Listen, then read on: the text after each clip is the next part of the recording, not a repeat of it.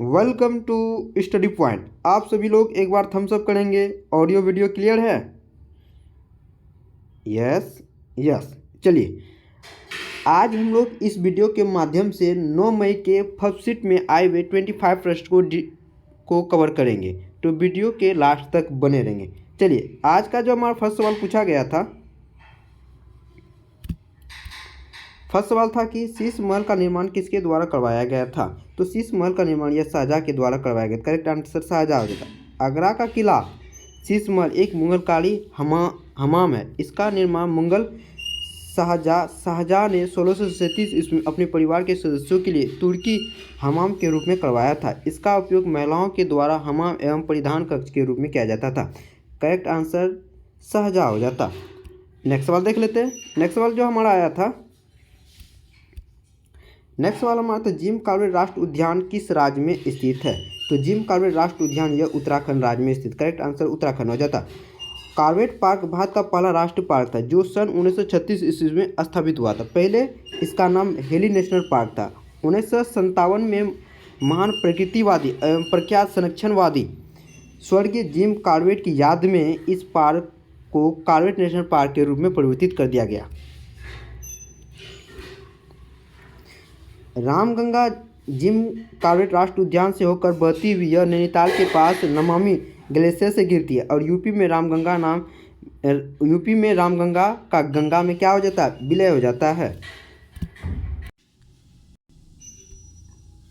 चलिए नेक्स्ट सवाल देख लेते हैं। नेक्स्ट सवाल हमारा आया था, देखिए जनगणना से हर सीट में सवाल बन रहे तो आप जनगणना वाला टॉपिक जो है अच्छे से एक बार देख लेंगे।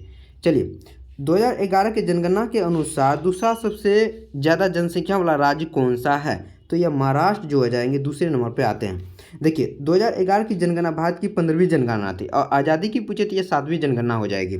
2011 की जनगणना के अनुसार उत्तर प्रदेश की जनसंख्या सर्वाधिक रही थी और भारत का लगभग 16.51% आबादी जो है उत्तर प्रदेश में निवास करती है। महाराष्ट्र की जनसंख्या जो है 9.28% और महाराष्ट्र भारत का दूसरा सबसे बड़ा आबादी वाला राज्य है। 2011 की जनगणना के अनुसार महाराष्ट्र की कुल जनसंख्या जो थी लगभग 112 लाख करोड़ 3 लाख 74 या 333 थी।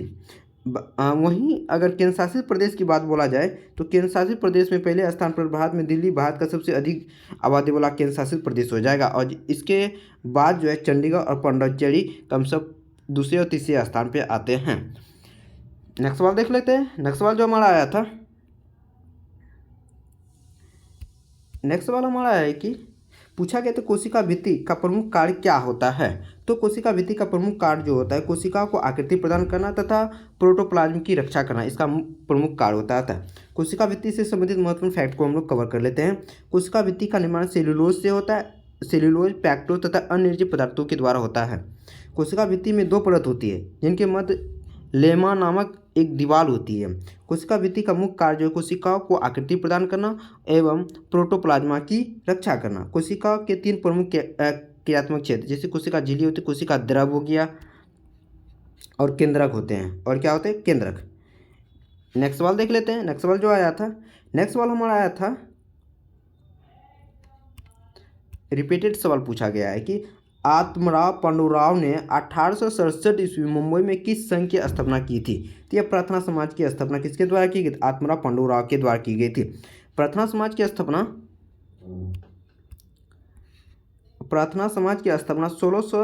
1867 ईस्वी में आत्मराव पांडुराव के द्वारा की गई थी। कहाँ? मुंबई में। ध्यान रखेंगे। नेक्स्ट सवाल देख लेते हैं। नेक्स्ट सवाल हमारा आया था, पूछा गया तो दुनिया के सबसे अधिक जनसंख्या वाले राज्यों में कौन शामिल नहीं है। यानी कि दुनिया के 10 सबसे अधिक जनसंख्या वाले राज्यों में कौन शामिल नहीं है।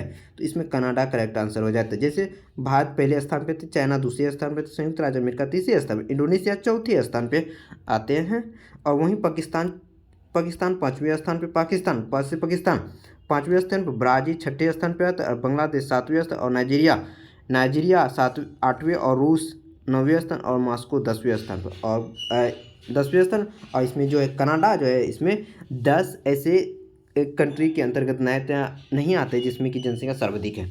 नेक्स्ट सवाल देख लेते हैं। नेक्स्ट सवाल पूछा गया था, लोक नृत्य से संबंधित सवाल था।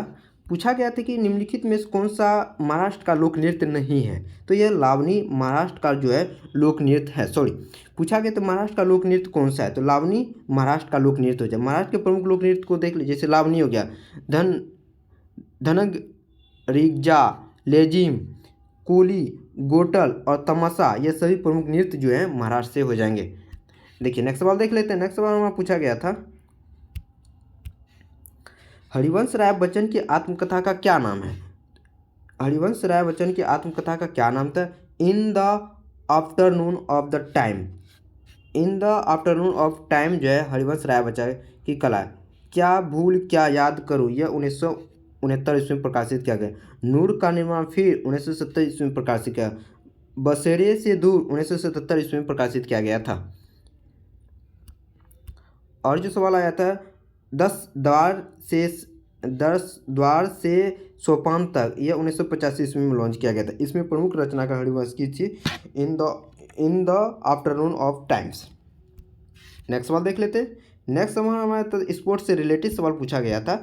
स्पोर्ट्स से रिलेटेड सवाल यह था कि लवलीना बोरगोहेन का संबंध किस खेल से संबंधित है। ये बॉक्सिंग के खिलाड़ी। स्पोर्ट्स से रिलेटेड सवाल हर शिफ्ट में पूछे जा रहे थे, आप लोग स्पोर्ट वाला पोर्शन को देख लेंगे।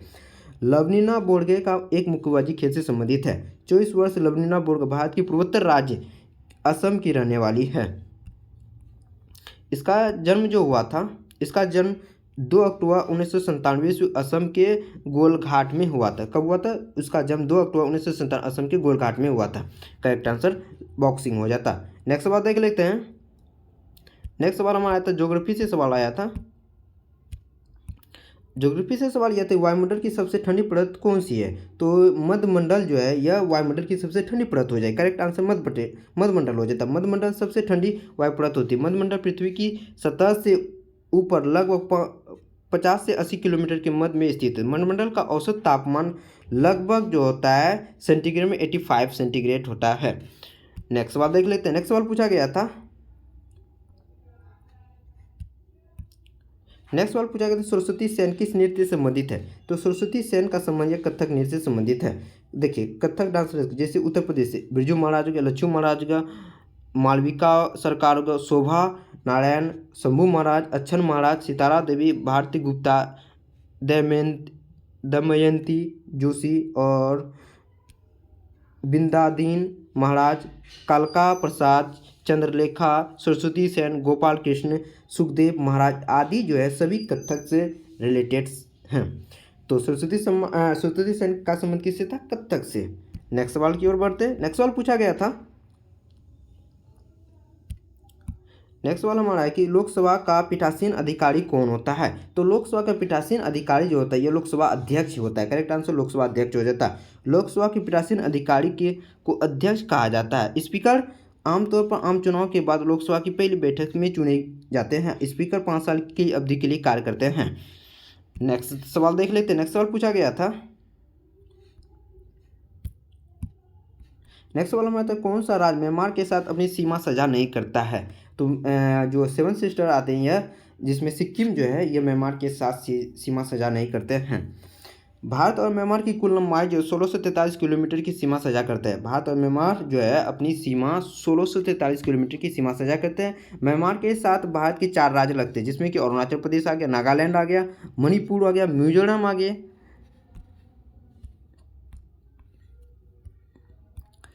4 राज्य कौन कौन है, अरुणाचल प्रदेश, नागालैंड, मणिपुर और मिजोरम, सभी 4 राज्य जो है यह किससे सीमा साझा करते हैं, म्यांमार के। कितने किलोमीटर की साझा करते हैं, 1643 किलोमीटर की दूरी को साझा करते हैं, याद रखेंगे। नेक्स्ट सवाल देख लेते हैं। नेक्स्ट सवाल पूछा गया था, नेक्स्ट सवाल हमारा आया था, तुजुर्क ए जहांगीरी किसके द्वारा लिखी गई थी। तुजुर्क ए जहांगीरी यह जहांगीर के द्वारा लिखी गई किताब है। तुजक ए जहांगीरी पुस्तक मुगल सम्राट नूर अल दीन जहांगीर के द्वारा फारसी भाषा में की गई थी, जिसमें वह अपनी परिस्थितियों और घटनाओं का उल्लेख करते। जहांगीर की मृत्यु तब की इस बातों से मिलती है कि यह पुस्तक इकबालनामा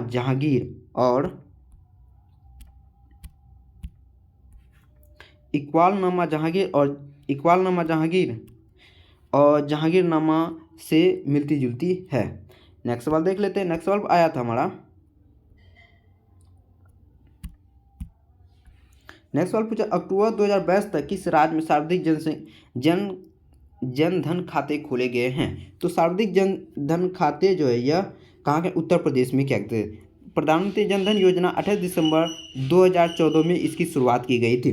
जनधन योजना की घोषणा प्रधानमंत्री नरेंद्र मोदी ने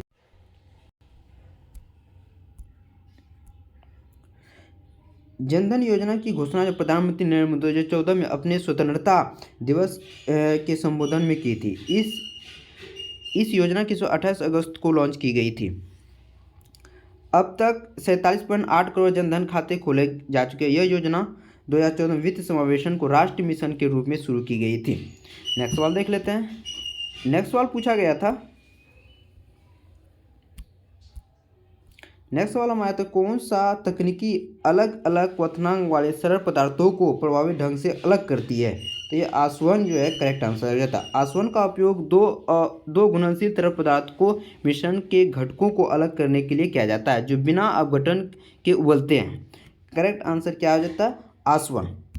नेक्स्ट सवाल देख लेते हैं। नेक्स्ट सवाल हमारा पूछा गया था साइंस से टॉपिक हर बार में पूछे जाए, आर्द्रता मापने के लिए प्रयुक्त किस यंत्र का प्रयोग किया जाता था। तो यह हाइग्रोमीटर और घनत्व हाइड्रोमीटर का प्रयोग किया जाता था। ध्यान रखें, आर्द्रता के लिए हाइग्रोमीटर और घनत्व के लिए हाइड्रोमीटर।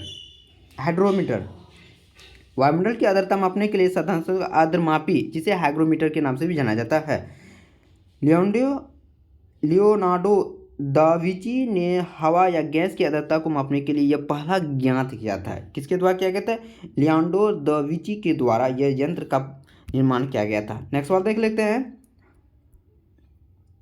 नेक्स्ट सवाल हमारा है कि मेलता वाटर चैंपियनशिप चेस टूर्नामेंट 2022 का खिताब किसके द्वारा जीता गया। यह मैग्नस कार्लसन के द्वारा जो है मेलता वाटर चैंपियनशिप चेस टूर्नामेंट 2022 का खिताब अपने नाम किया था। नॉर्वे की विश्व चैंपियनशिप मैग्नस कार्लसन ने संयुक्त राज्य अमेरिका के सैन फ्रांसिस्को में स्थल जो है सेक 15 स्थल पर आयोजित Meltwater championship chess tour अपने नाम किए। यह किसको हराया था, पोलैंड के एक खिलाड़ी है जिसे जॉन क्रिस्टॉफ डूडू को इसने हराया था। नेक्स्ट सवाल देख लेते हैं। नेक्स्ट सवाल हमारा आया था,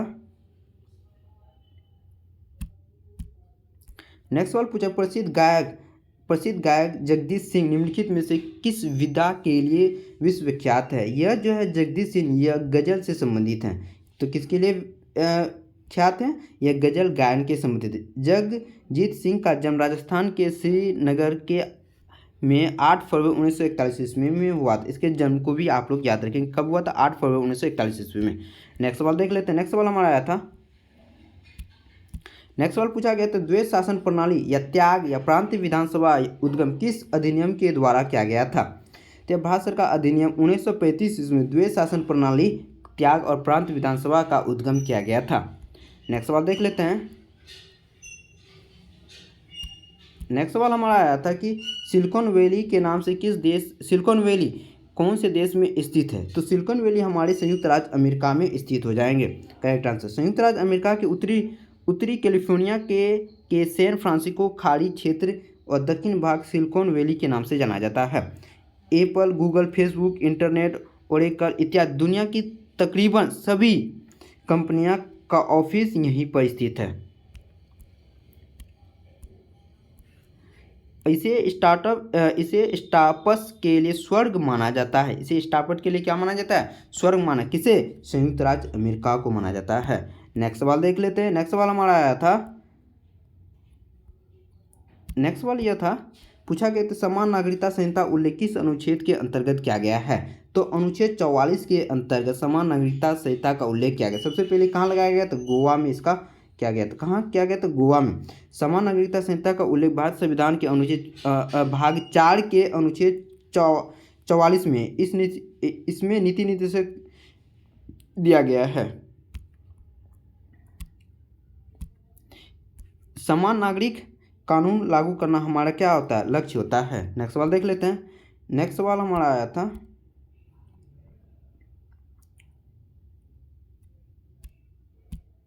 नेक्स्ट वाला जो पूछा गया तो मकर संक्रांति को माघ साजी किस राज्य में कहते हैं? तो हिमाचल प्रदेश में जो है मकर संक्रांति को क्या कहा जाता है? माघ साजी के नाम से जाना जाता है। मकर संक्रांति को कई नामों से जाना जाता है, जैसे कि केरल में माया बिहू, हिमाचल में माघ साजी और जम्मू में उत्तरायण, हरियाणा में सरकट और तमिलनाडु में पोंगल और बिहार में दही चूड़ा और उड़ीसा में मकर संक्रांति और उत्तर प्रदेश में खिचड़ी के नाम से जाना जाता है। यह सभी अलग अलग राज्यों में अलग अलग नाम के जाना जाता है। अगर आपको हमारी वीडियो अच्छी लगी तो चैनल को लाइक और सब्सक्राइब करना न भूलें। Thank you watching for this video.